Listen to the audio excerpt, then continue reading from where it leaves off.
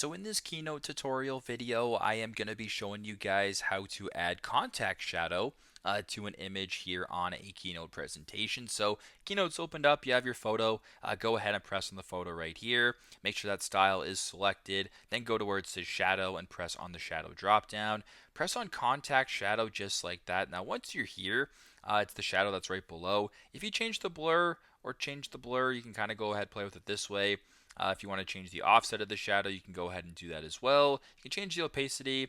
You can also change the perspective. So if you increase the number here or decrease the number, it'll show right here. And lastly, you can go ahead and change the photo or change the color of it just like this. So if you wanted to make it purple, for instance, and change the perspective just like that, there's a purple contact shadow right below your image right here. So very simple, very straightforward. That is how to add contact shadow to an image here on a Keynote presentation.